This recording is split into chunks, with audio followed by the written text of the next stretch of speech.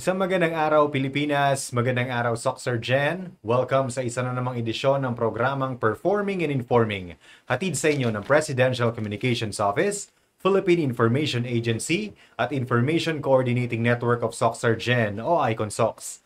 Sa ngalan ng aming regional head na si Brian Abkilan, ako si Oliver Rivera at samahan niyo akong alamin ang mga latest development programs, projects and activities ng ating pamahalaan na ipinatutupad sa bahaging ito ng bansa. Tayo po ay mapapakinggan sa ating mga partner radio stations sa mga probinsya ng South Cotabato at Sultan Kudarat at mapapanood via Facebook, YouTube at Spotify. And we have with us today ang ating mga kaibigan mula sa Department of Information and Communications Technology o DICT para i-share ang kanilang mga latest accomplishments and programs for this year 2024. We have Sir Gilbert Simene, ang Chief ng Technical Operations Division ng DICT. And we also have Engineer Ibrahim Giapar Jr., ang ating Regional Director. Sir, before we start, ang inyong pagbati po muna sa ating mga listeners and viewers. Good morning to everyone. Assalamualaikum warahmatullahi ta'ala wabarakatuh. And thank you, sir, for giving us this opportunity para ma-share namin and ma-broadcast natin sa mga listeners and followers po ninyo yung mga plans and programs ng DICT Regional Office 12.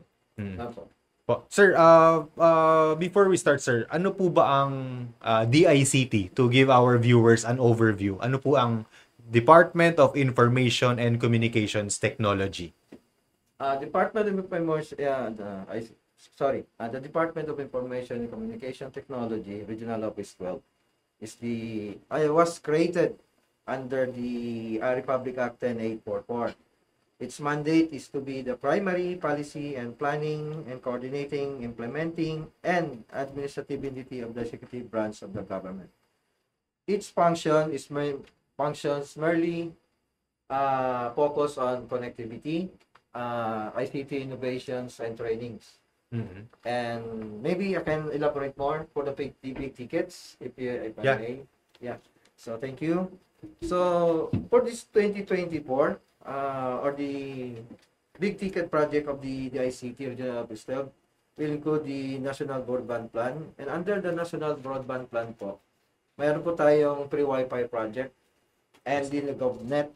Then under the GovNet naman, meron tayong mga initiative dyan na yung PIXMON, PIX meaning provision of internet connectivity services to the municipalities. Okay. And meron din tayong PIX DDAS, provision of internet connectivity and services to the geographically isolated and depressed areas ng nation. Mm-hmm. Yan po isang mga initiative project ng DICT, but not isang big ticket project ng DICT po. Mm-hmm. To elaborate further, RD, ito pong free Wi-Fi for all. Ano po ito? Free public Wi-Fi is to parang game changers yan.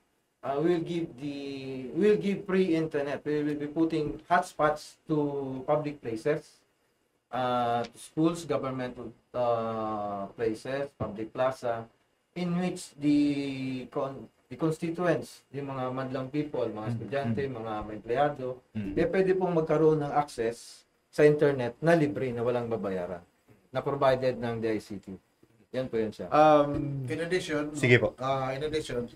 baka miss kuhan yung ang free Wi-Fi is for the access of people.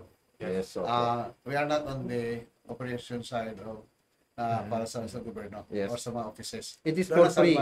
For free. For free. For free. Libre lahat. Yes, so. Ilan na po yung na-accomplish natin, RD, for 2023? For 2023, meron po tayong regional initiated project. Meron tayong yung PIXMON, for Lanao del Sur, which has 53 sites. For North Cotabato, meron tayong 5 sites. 5 sites. Pag sinabi po nating 53 location, i-multiply po natin yun siya ng 3 access point.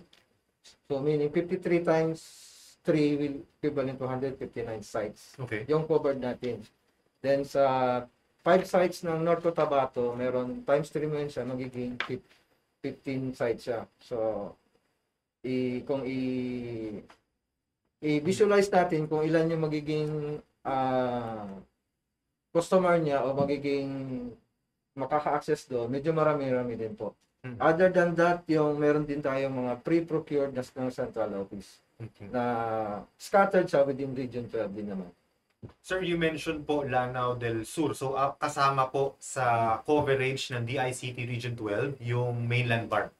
Yes po, bali si Region 12, so maliban sa South Cotabato, Sultan Kudarat, Sarangani, is kasama po under sa jurisdiction natin ang Lanao del Sur and Maguindanao Province. and del Since si Norte. Maguindanao is Okay. divided na into two, Maguindanao del Sur, Maguindanao del Norte. Sige po. Sir Gilbert, may dadagdag po. Yeah, we have covered actually 7 provinces na. Yes, May seven 4 na provinces. sa SOX Sergeant. So, ang aming region is now SOX Sergeant And Lama. and Lama. Lama. Lana Sur, for Lanao Sur and and Maguindanao. Maguindanao, which is nagkaroon ng dalawang probinsya. Opo. And also, in addition to that, for 2023, we have a 337 na lagyan namin ng mga sites with Pre-internet. internet access. Then, with that, may mga access points na sabi ni Director na tatlo. So, meaning, in isang location, Tatlong may sites. tatlong sites, but tatlong access points na pwede makunig ang ating mga constituent andun. Lalo na yung andun sa mga offices, public areas nila na maraming tao. Usually, ano po itong mga lugar na ito, Art? Mga public places. Mga parks, Mga parks, Terminals, government plaza- offices. yes, Yes, Municipal yung- Plaza, City Plaza. public area ng government offices na maraming naghihintay Mhm. ng mga serbisyo ng gobyerno. So para hindi sila matawa ng mga bore, Mhm. tsaka at the same time, makakunik sila o makakuha ng other informations sa ating, para ma-empower, kumbaga. In addition doon, sir, Sige. bali, connected din po yung mga SUCs natin. SUC. Yes, sir. Okay, para sa mga estudyante naman. Oh, yes, sir. Meron po tayo niyan. In complement naman yun siya sa project ng SUCs na meron din internet project sa loob nito ng compound. RD, ang pinoprovide po ng DICT is yung equipment doon sa mga places na ito. Equipment and then yung bandwidth. Bandwidth. Yes. Okay, gano'n naman kabilis ito, RD? Per site naman is nasa 100 Mbps. Yeah, Then 100 Mbps. Depending on the 10 location pa din. Yes, opo. At saka, normally, kasi kami, isa lang ang provider natin, di ba? Mhm. Private telcos. So you are also a subscriber of the telco. Telcos, yes. We don't have any bandwidth na sarili namin. Not unless na parating yung ating National Broadband Plan Mhm. na may bandwidth na from Central Office o sa Manila hanggang papuntang Mindanao. So medyo may sarili ng bandwidth ang DICT. As of now, is still subscriber lang din kami ng mga We are still dependent with the Telcos. Telcos pa rin. Opo. So, partnership with the telcos Yes, pa rin. opo. Yes, so Covered na ba lahat ng munisipyo, RD? Sa ngayon, Region 12. Region 12. sa ngayon may mga sa kagaya ng kuha namin sa areas is yung mga kasi ang second at saka first class is more or less may sarili na sila. Mhm. Mga third class and fourth class is doon kami. Doon kayo. Lalo na kasama ng mga GIDAS. Mhm.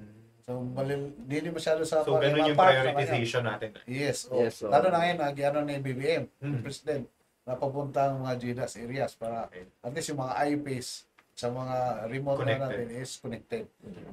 At least makinabang naman sila sa kuha ng gobyerno. Sa programs. Yes. Sir, speaking of itong connection, ano po yung kaibahan nitong free Wi-Fi for all doon sa GovNet? Yes. GovNet naman po tayo.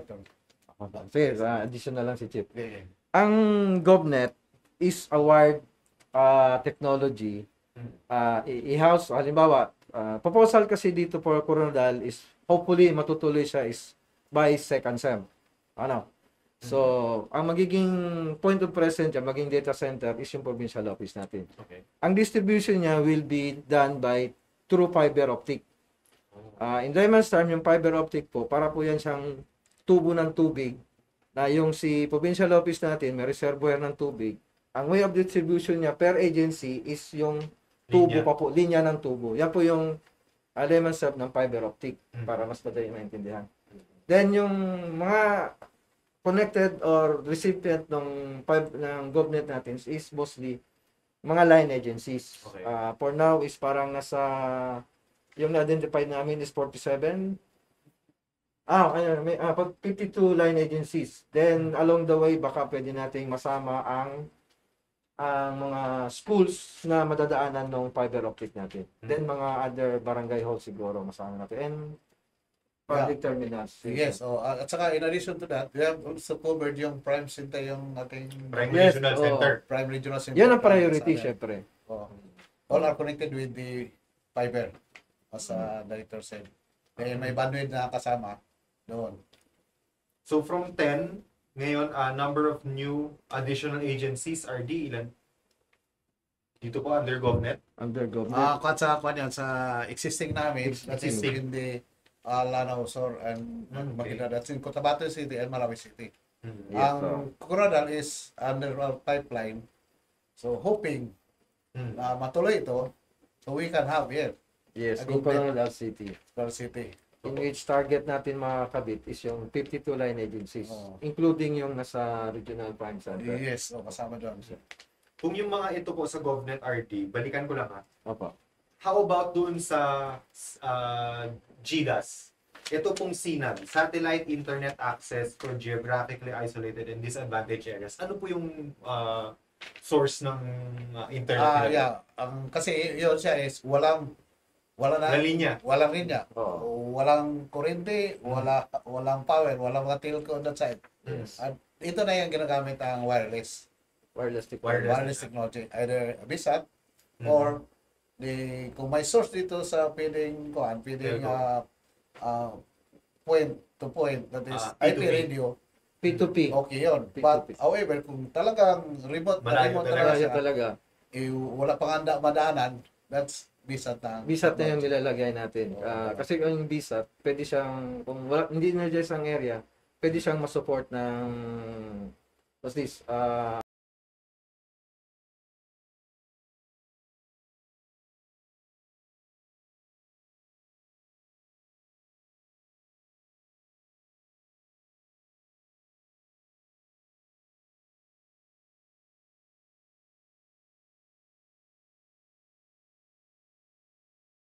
na mga enrichment activities, sir? Ano po ito?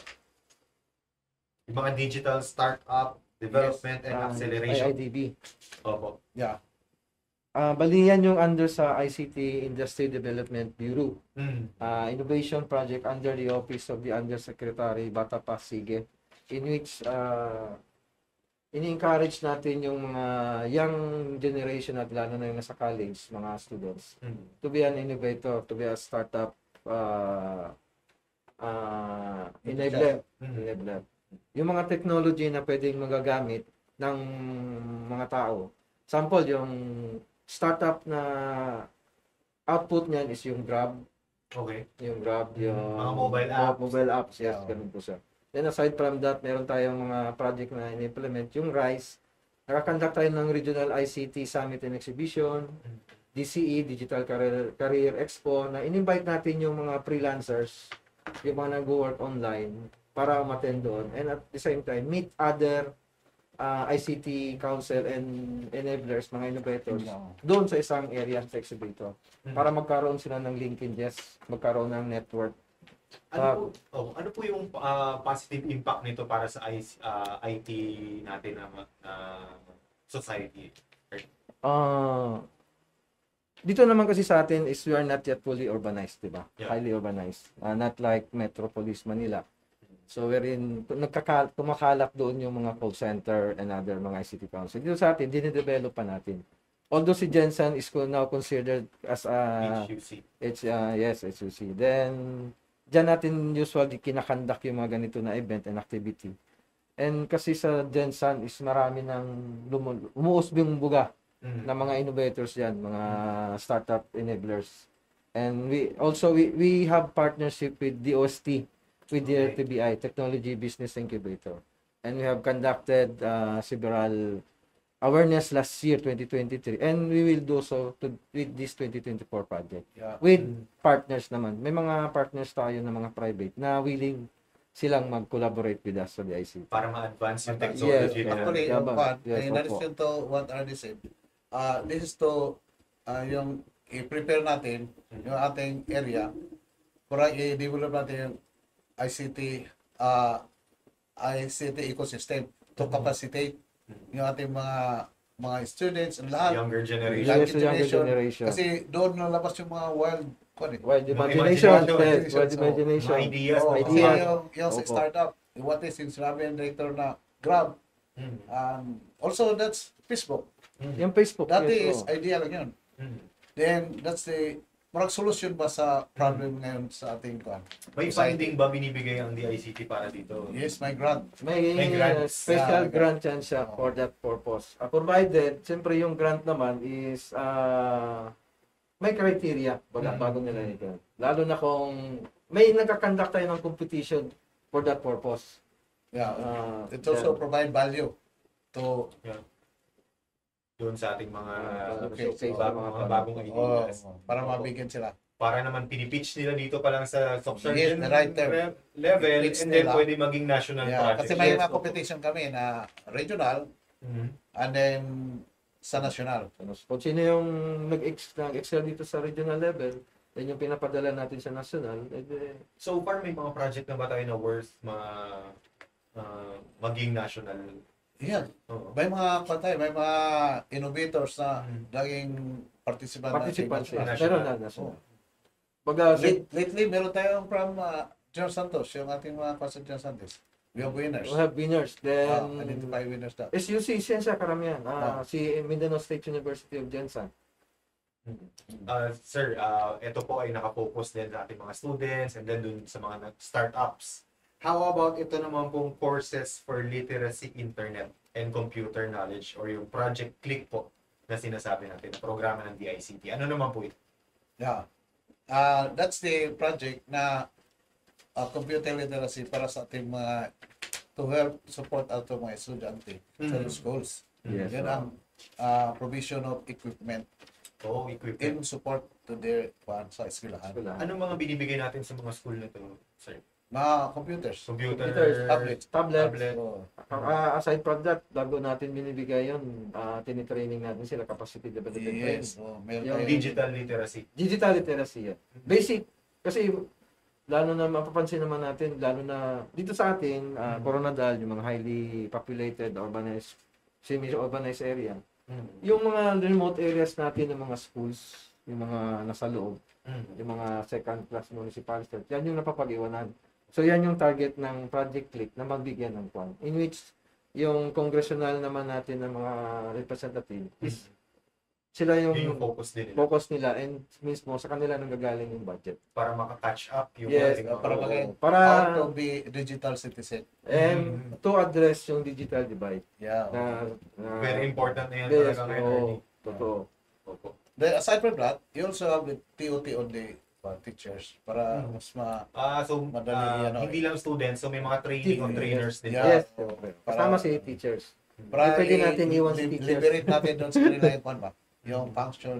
Kasi as the ICT, as an agency, we're the enabler, di ba? Para Yes, sa oo. matuto sa mga kwan doon. Ano yung mga courses usually na tinuturo natin dito, sir? Marami. Meron tayong basic for computer literacy. Then meron din tayong yung software programming, that's Python. Okay.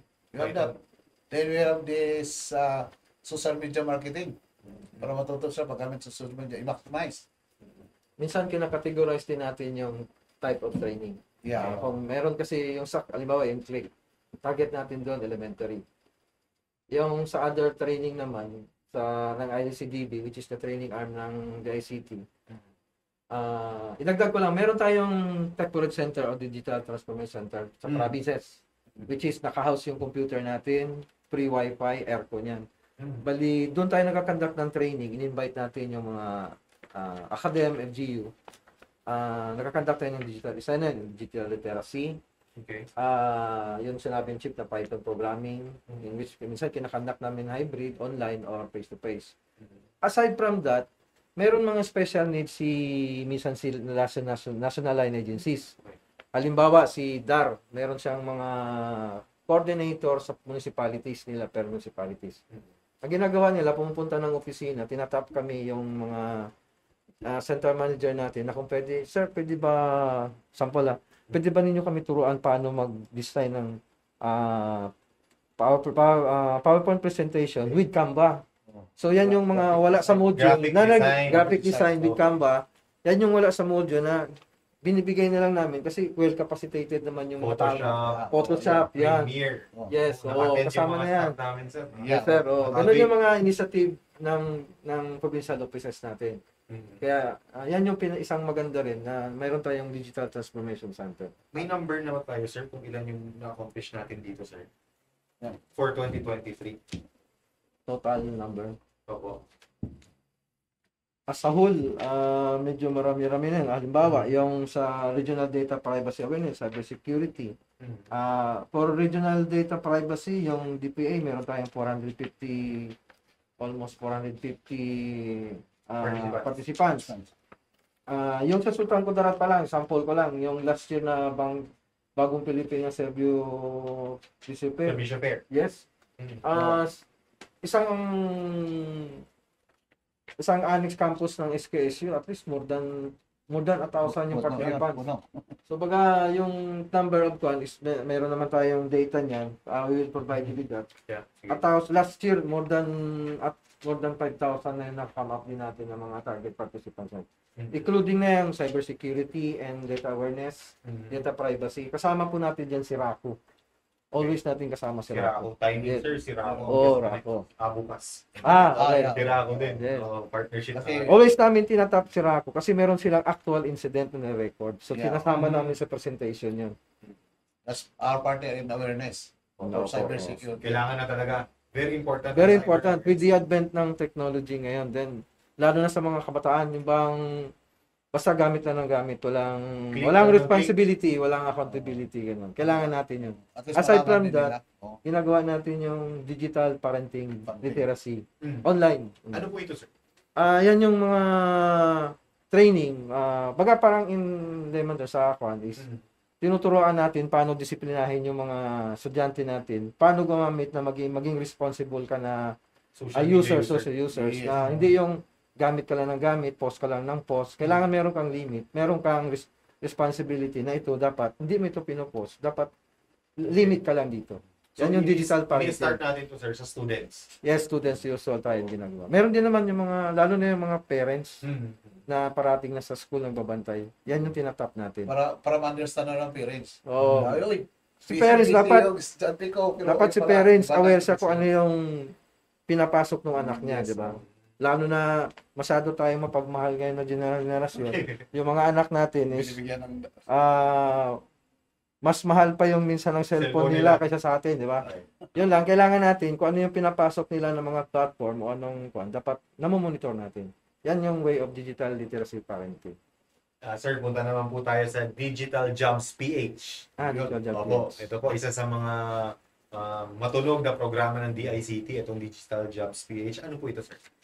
Sige po. Digital Job PH is yung inilagan natin Elite Monster ng parang mga freelancers ba. We are going to capacitate yung ating mga individuals na to train, to malaman nila na this is free.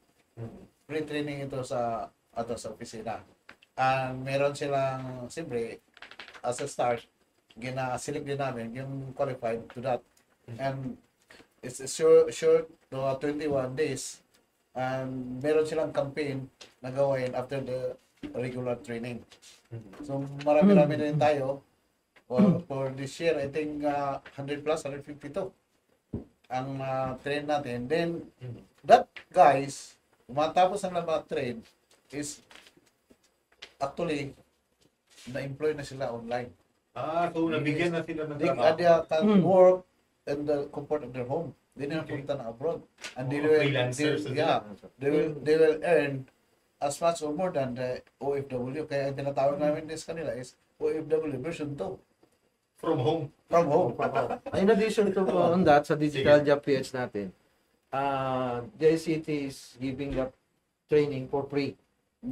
For free. Bali, may mga modules dyan na, halimbawa, yung social media marketing, virtual assistance, graphic design, web hosting development, different modules.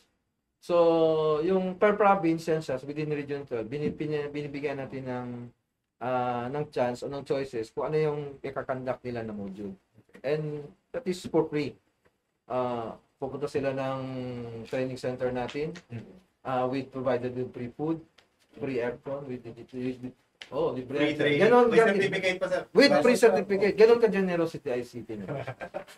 Minsan with the help, most of the time, minsan pag is we collaborate with the LGUs. Okay. We let the LGUs choose the participants, lalo na yung sa DOLI nila na kung yung sa employment, mayroon silang data kasi for mga unemployed. So, yun yung tinatarget natin. Isa rin yung sa initiative ng purpose ng Digital Job Create is targeting the unemployed, professional and unemployed, na pwedeng magkaroon sila ng job through online. Yung sabi ni Chief, na maging OFW, online Filipino worker. Online Filipino worker. Yeah, Yan ang bagong definition ng OFW. OFW. So, Opo. either upskilling ito, sir, or dagdag na skill para sa kanila. Dagdag skill and upskilling. Mm-hmm. Kasi meron na silang mga halimbawa, yung isang participants is alam niya na yung Encoding lang. Encoding lang o yung kwan. So additional skills. Okay. Additional skills meaning pag nag-work ka online, additional income, Yeah. 'di ba? Additional and at the same time enhance. Enhancement of skills. Yeah, in our case, we have been recorded ng for 2023, meron kaming 227,000 Okay. total Save. income yung mga training sa total. So yun yung income Income na, na while on incurred training pa. while on training sila, Yeah, kumikita na sila. Yes. Oo, makita sila. So, that's again, I think a good impact. Yeah. To encourage them. To encourage them na Open pa rin po ba ito, sir? Yes, Yes. open pa siya. Bali yearly natin ginagawa yan. Yearly. So bali hopefully by this second sem and minsan depends sa downloading ng funds natin. Pero pag earlier sa nada-download, nakakanda tayo ng activity at least most second quarter, then third quarter. Ganun siya. In addition yung sinabi ni Chief na yung sa mga training, meron tayong sa part ng training, halimbawa 11 days siya. Yung 6 days is talagang comprehensive training siya. After ng comprehensive training, meron tinatawag na online training, parang ima-market ng ima-market ng participants yung sarili niya, yung natutunan niya online. Online. So, with that purpose, pag may na-hire siya, so kumikita na siya Automatic. during ng training.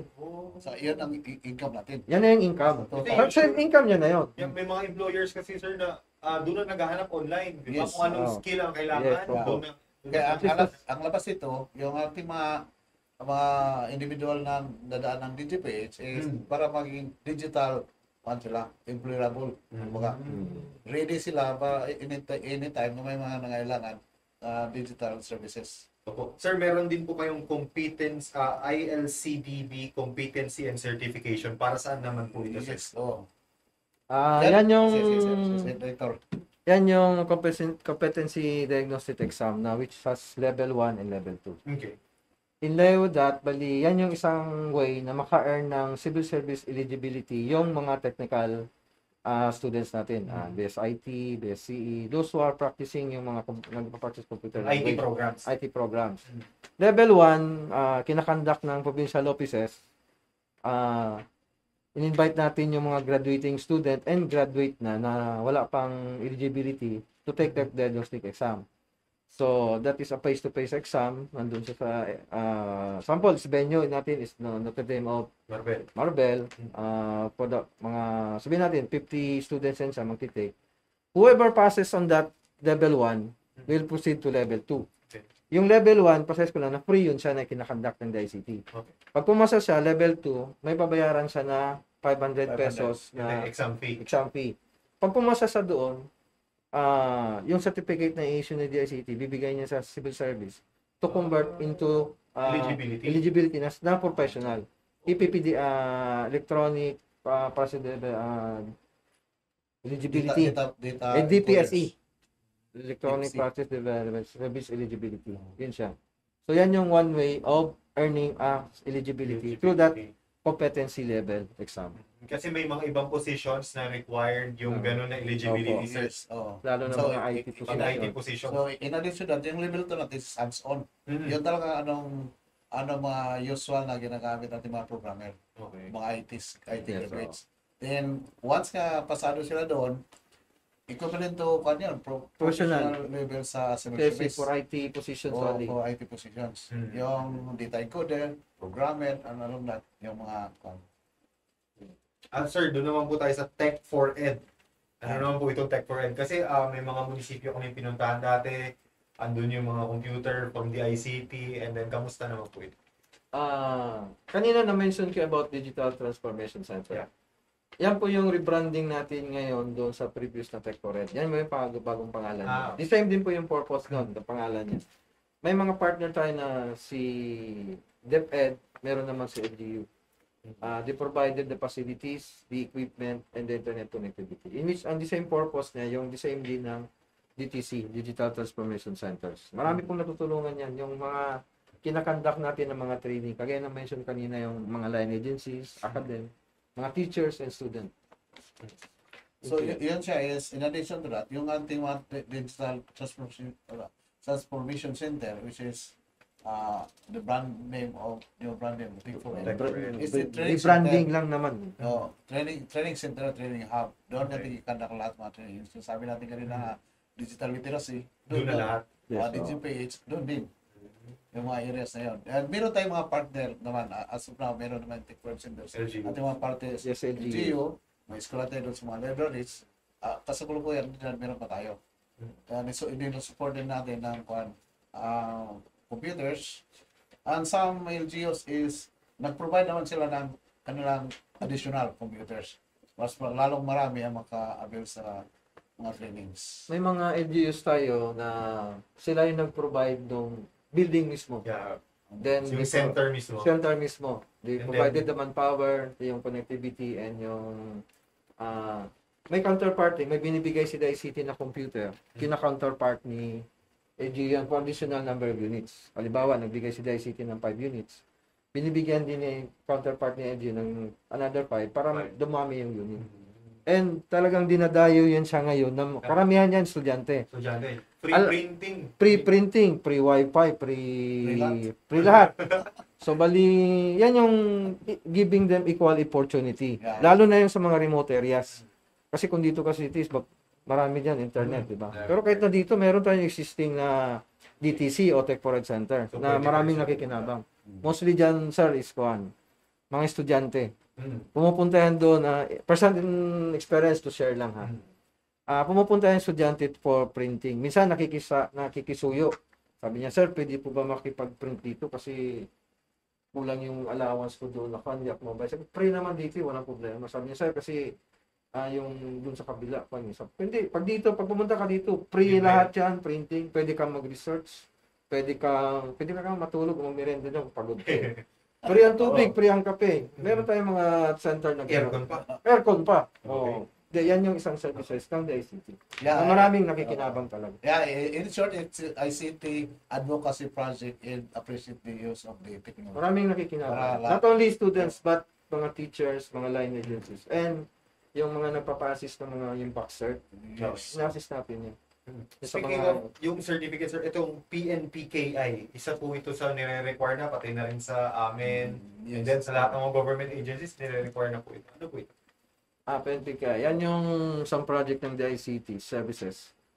Why not, while working online, meron tayong instances na tayo as signatory. So, meron tayong kailangan pirmahan na white signature.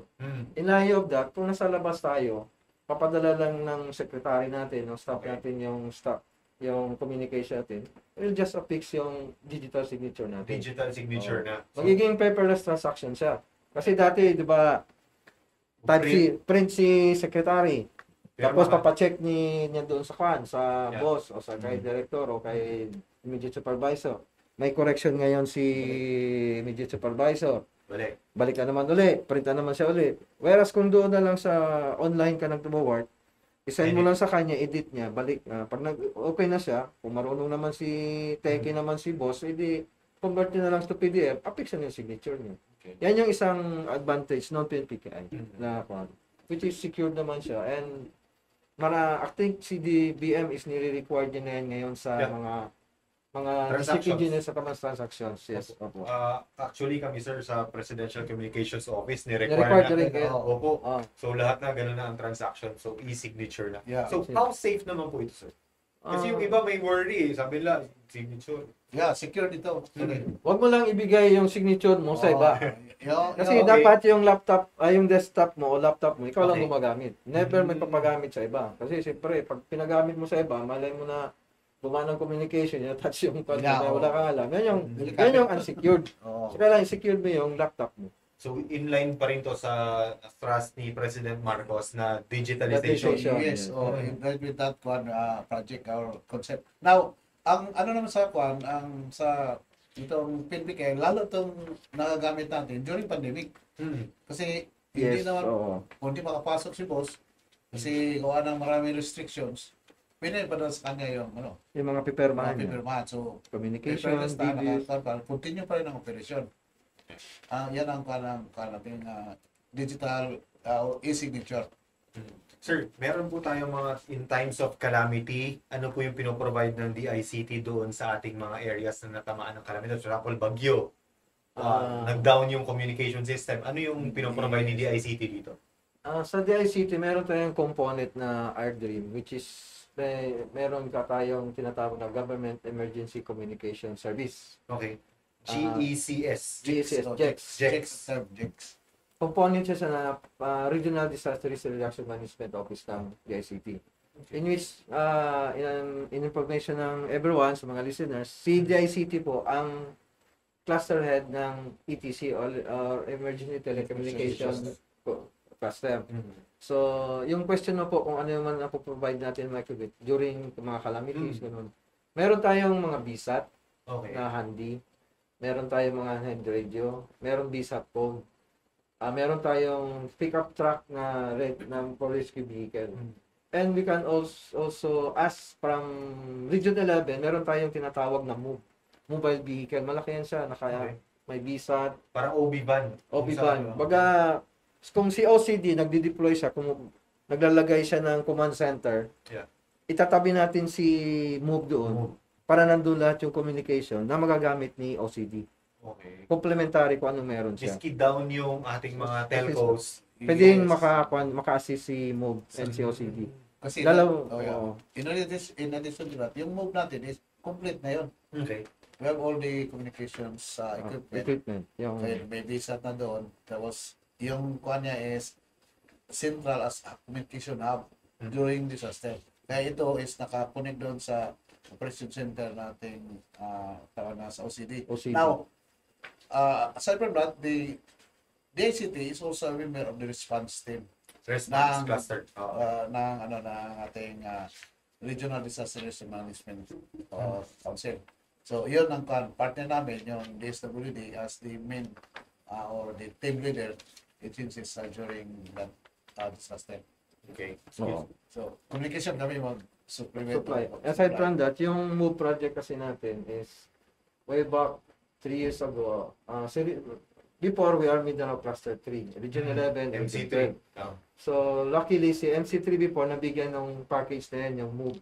Yung Move, ikasama yung van, which house the communication equipment, nandun na yung si VSAT, 100 radio, VSAT, and meron pang mga genset yan. Okay. Then, aside from meron tayong tinatawag na dispatch. Kung si Move, nandyan lang siya sa tabi ni OCD, sa command center. Yung dispatch truck natin, tumatakbo siya doon sa loob. Okay. Yung mga hindi na... Tapos sa barangay mismo. Oo, sa barangay mismo kung saan yung halimbawa yung affected area. Siya naman yung magbabato dito sa command center. Siya Move. Okay. Para at least yung batuhan ng Yung flow ng communication. communication, andun pa rin. andun pa rin. Yes. Kasi oo. very important yan, Yeah. especially Pinaka-important. during calamities. Yeah, oo. Meron tayong mga individuals na nag-respond doon, ibibigay dito sa truck para i-communicate papuntang May pangatlo pa sir. Dagdag. Mm. May Sige. motor dyan. may motor pa. Tatlo yun siya na motor pa. component. Yung Para mas move, papasok pa doon. dispatch, Ah. and motor. Yung motor, kung hindi na maabot ni dispatch, si motor ang aakyat. With may antenna na yun siya nadala. For kuhan. Yung ganun ka, ganun ka, baga, technical yung, baga nakita nila na Kailangan need mo ito. Need natin ito para ma-secure. Important role talaga ng Oo, communications. yes, opo. And we have partnership with DRM naman. DRM. sa mga So, munisipyo. And ang tinitrain CD, din po. RDM. Nagkaroon tayo ng training. Opo. Sir, ito, marami na tayo na pag-usapan. Last na lang itong eGov or ano pong ELGU System Development. Ano naman po yung tinutulong ng DICT para ma-boost yung IT capabilities ng ating mga local government units? In terms of what po? Yeah. For the ego, meron tayo una, yung tinutulong doon sa yung EBPLS. Okay. That is automation ng business process and licensing system. Yun, that's una. In accordance to or in line with the or compliance with RA 11032. Ease of Yung doing is- business. Ease of doing business. So, lahat ng mga LGUs required na sila na mag-renew ng business, mag-apply ng business. No contact policy. No Contact contact policy using the system in which si DICT meron siyang binibigay na system, yung Yeah. IBPLS. Okay. Pero hindi naman nire-required si LGU. LGU. Meron man kasi ibang LGU Sila na meron siyang gumagawa. Sarili in-house nila. o na-outsource sila. Mm. Provided na compliant sila doon sa Provision. required provision o yung mga Mhm. online. In which partner natin si Arta dyan, na Okay. siya yung naglalakad na para maging compliant si LGU sa ganun na purpose. But then, with that, no, pina-expand yung kwan. EBPLS. O EBPLS. Then, meron tayong lumabas yan ng ano ni President, Mm. yung ego. Eagle. Yung ego is application. Para siyang one-stop shop nang doon papasok. Nga ginahingkayat lahat ng constituent natin, kahit nasa government na employees, basta individuals, is para madali nila maabot yung ng servisyo na pwede na applyan. Kasi ano na lahat, ang sabi nga ni Secretary na ang density is bago lang. 8 years lang eh. 8 years pa lang. Yung mga nauna pa ito pa mga department. Na ang game mo ng kwan is to consolidate para papasukan ng kanang bawat agency. Nagawa na isang up ang kwan. Isang Ah, lahat ng yes, services andun na. Yes, yung ego. So, para mapasukan mo sunod dito na. Diretso na tanan. Kung anong kailangan ng service doon. Online na siya na one-stop shop. Oh yes, one-stop shop. One-stop shop. Oh, yan ang kwan doon. Okay. Sir, halos na pag-usapan natin accomplishments and programs ninyo. Ways forward naman po for 2024, yung big ticket projects ninyong gagawin for the coming months po. Yes, bali, hopefully with this 2024, big event for this 2024, this coming June, we are finalizing the MINDACON, Okay. Mindanao Convention, in which conversion siya ng mga ICT Council nationwide. Si CTLGU, nakausap na natin, very willing sila, lalo na si Mayor Ojena. With special thanks to him. And also, very supportive talaga siya sa ganito na project. And other one is yung I'm following up and looking forward na magkaroon ng GovNet si Coronadal. Nasa, at least, we can provide free internet sa mga line agencies and lalo na yung sa mga schools. Kasi may mga local government tayo na gusto nila, pati yung schools kasama. So hopefully, kung ma-implement yan siya, gagawin ko kanyang pwede na magawa ng opisina na ma-implement siya dito sa Coronadal. And pangatlo, yung magkaroon tayo ng sariling building dito sa Coronadal City. Yeah. Yan yung isang regional office. Kasi previous, meron sana tayong lote sa Prime Lot doon sa Regional Center. Hindi lang nabigyan ng focus. So, yan yung isang priority. Okay. Isang mission natin na magkaroon tayo ng regional building. Meron tayong building sa tabi ng postal office, o tabi ng Dito provincial sa office natin. No? Rizal Park. So, since medyo tama-tama ang area niya, pero sa increasing na number ng personnel na natin, so need natin ng malaking building. So, I propose a 4-story building. Bali, nagpatulong tayo sa DPWH for the technical aspect and drawing design. So, nasa 4-story po yung gagawin natin na building. Hopefully, mapandingan po tayo niyo. Chief, So, at addition to that, meron din tayong mga in partnership with the city, meron tayong ICT Jobs Fair. Para sa June. Okay. Yes. Jobs fair. Jobs Fair yun. Para yung ating mga ICT enthusiasts o yung seekers, maka-avail ng mga job opportunities. Okay. And, Sir, sige po. In addition, also, I would like to thank, siyempre, yung the provincial government of Cotabato and the city Yeah. of Coronadal for always supportive of the plans and programs ng ICT Jobs DICT. Fair. Sige po. Sir, medyo nauubusan na tayo ng Ano? oras. Opo, malapit na tayo sa oras di peligro. Baka meron pa po kayong additional announcements na gustong sabihin sa ating mga listeners and viewers. Sir, ikaw. Sa akin is, thank you very much for inviting us na Likewise. maging one of the audience or one of panel of this event. And also, you like to invite everyone to take or tingnan nyo, follow us in our Facebook and also in our website para matutukan nyo anong mga incoming trainings and events sa DICT for Region 12. Sige po, RD. Yes, good morning once again sa lahat na nakikinig and sa mga followers ng PIA. Sir, thank you for giving us this support opportunity to showcase yung mga services ng DICT Regional Office 12. Also, para po sa mga listeners natin sa different provinces ng Region 12, sa 7 provinces, meron po tayong mga provincial offices doon.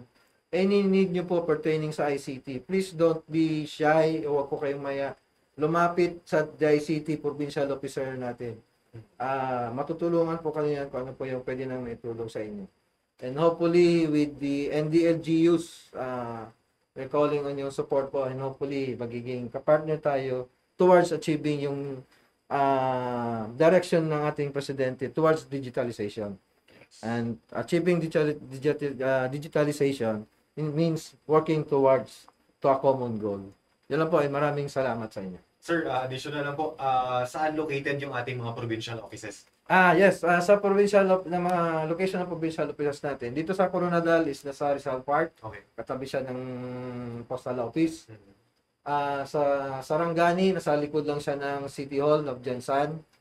Sa Tacurong City, beside lang siya din ng City Hall, katabi ng pinapatayo na dialysis center ng City of Tacurong. Then sa Cotabato City, nasa Donicero Street. Then yung sa North Cotabato, nasa Kabakan po. Cotabacan City. Katabi rin din siya ng munisipyo. Then yung sa Lanao del Sur natin, katabi din siya ng City Hall ng Marawi. Marawi. Kung mapapansin niyo po, lahat ng provincial offices natin is katabi po Dinidikit natin. dinidikit natin sa City Hall o munisipyo. Maguindanao, sir. Maguindanao, yan na po yung Maguindanao province. Yun na yung Ano pa sa Cotabato. Cotabato City, sir? Yes, opo. Okay. That's po. Maraming salamat po Thank sa you inyo. very much. Inyong napakinggan ang isang episode ng Performing and Informing kasama ang Department of Information and Communications Technology. Sa ngalan ng aming regional head na si Frian Abkilan, ako si Oliver Rivera at isa na namang edisyon ng ating programa ang aming hatid sa inyo ngayong linggo. Hanggang sa susunod na linggo po, maraming salamat at isang magandang araw, Soc Sergeant.